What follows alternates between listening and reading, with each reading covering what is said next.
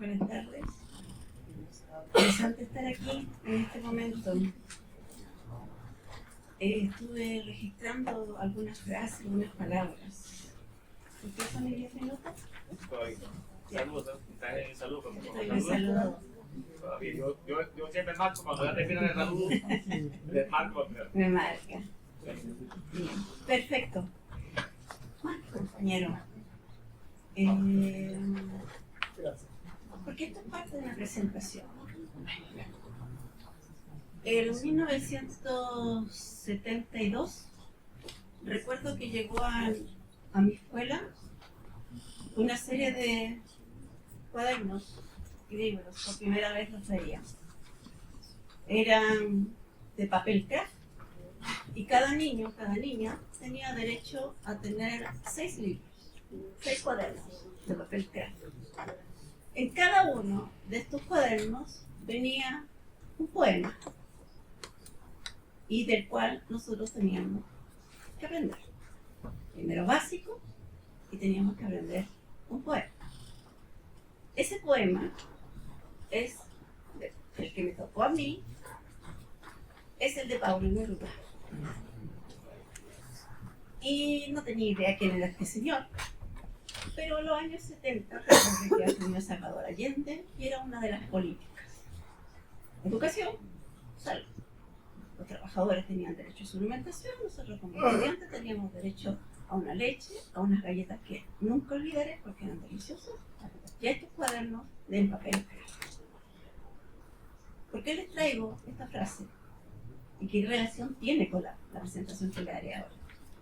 Porque el poema dice así: quiero que a las salidas de fábricas y minas esté mi poesía adherida al aire, a la tierra, a la victoria del hombre maltratado. Fueron años intensos. Los recuerdo los aviones que cayeron, las bombas que cayeron, las antenas de radio y televisión que cayeron cerca de mi casa. Recuerdo ese cuaderno guardado y escondido. Esta cosa subterránea que existía, esta cohesión social oculta, y le dio poder. Por eso pudimos, y les estoy contando esta historia porque yo creo que ustedes conocen la historia de Chile, y por eso se pudo llegar a un año 88, 85. El 85 empezó desde los estudiantes. Y recuerdo mucho este tema porque como estudiante era una unión, una confraternidad. Ocupamos el espacio de la universidad y de ahí salieron los nuevos gritos que a lo mejor creíamos que eran nuestros, pero muchas veces fueron ideados por alguien, porque querían que existiera esta voz que resurgiera. Esta voz resurgió por esta cohesión entre estudiantes y trabajadores. Y creo que por primera vez, así como un presidente asumió, el socialista asumió por voto popular, un grupo de personas lo derrotaron, pero asimismo fue la cohesión social, la generación de espacio, las agrupaciones, las juntas de vecinos, los estudiantes se unieron, ocuparon ese espacio y dijeron, nosotros. Eso sí, que algunos políticos tomaron este espacio y llegamos a el único artículo que decía en la Constitución de 1980, que todavía la tenemos, que daba la posibilidad que este fuese un instante, un momento,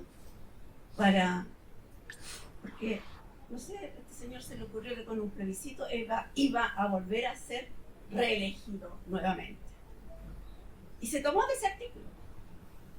Y con ese artículo fuimos a un sí, a un no. Y luego ganó el no. Las comidas del sí se votaron por todos lados. ¿Y qué sucedió con la cohesión social de estudiantes, de los grupos? Al grupo que empezó una democracia de los acuerdos. Y estamos todavía en esa democracia de los acuerdos. hace 50 años. Soy profesora universitaria, he trabajado en escuelas básicas, en escuelas de enseñanza media, y qué es lo que he visto. Y por eso retomo. Y por eso me interesó, porque resulta que la cohesión social, la unión de agrupaciones, la anularon.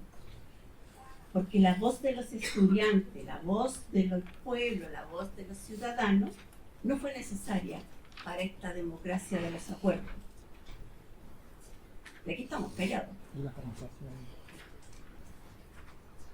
2019, muchos jóvenes personas perdieron sus ojos. Hubo una revuelta social en Chile. Y mucha gente nos miraba porque pensábamos que con esta revuelta hubo 2 millones de personas en la Alameda. Hubo 2 millones que decíamos, basta, basta, porque nos impusieron un neoliberalismo. Tenemos todo privatizado. ¿Por qué es importante? Y vuelvo a tomar el poema de Pablo Neruda. Quiero que la salida de las fábricas y minas esté mi poesía adherida al aire, a la tierra, protección de la tierra, a la victoria del hombre maltratado. Por eso llegué con los aciertos y desaciertos, con la tristeza, con las individualidades, a un movimiento. Y vuelvo, espero que Tito escuche esto, porque creo que hay que reconocer al Movimiento Proyecto Cultural Sur. Nosotros, como grupo,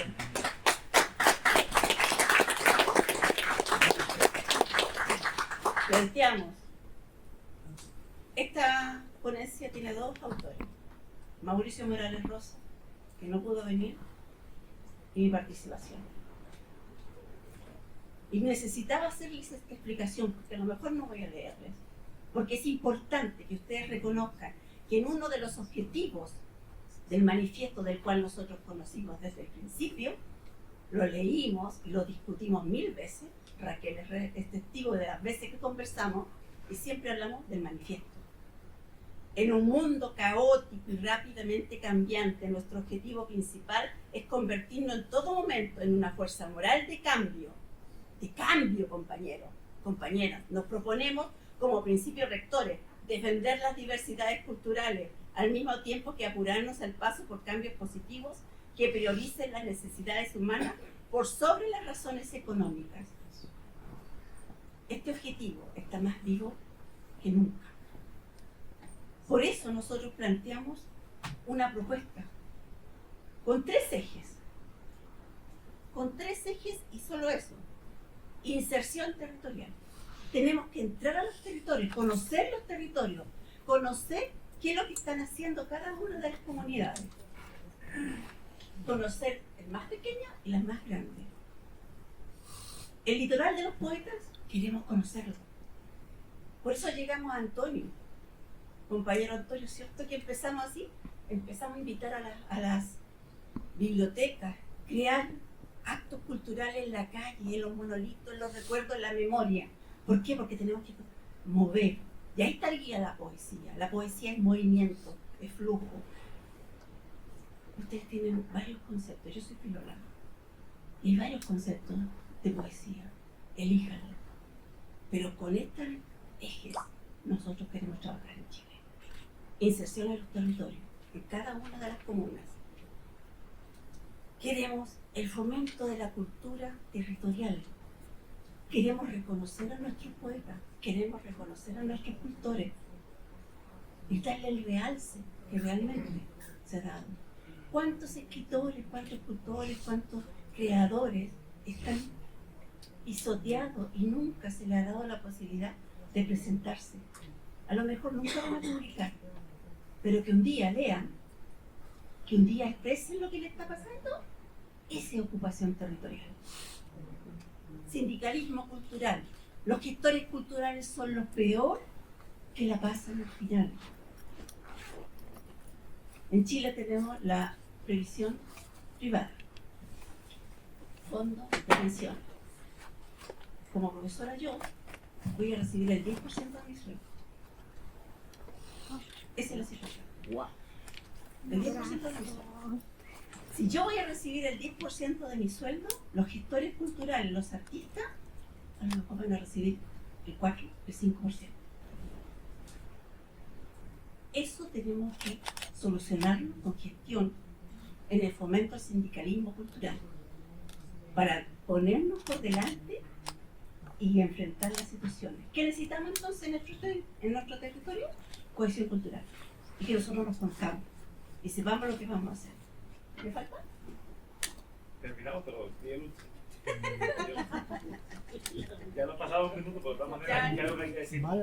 Hay que decir. ¿Y lo principal? Hay que decirlo. Lo han dicho ustedes, mis compañeras Edelia, mi compañera Edith y otras compañeras. Hay que educar. La educación es fundamental. Hubo un presidente que olvidé su nombre, Pedro Aguirre Cerda. La educación es vital y me encanta encontrarlo hoy en la Plaza de Armas, no en la Plaza Constitución. Está Salvador Allende y al otro lado está Pedro Aguirre Cerda. ¿Qué es lo que tenemos que hacer? Educación.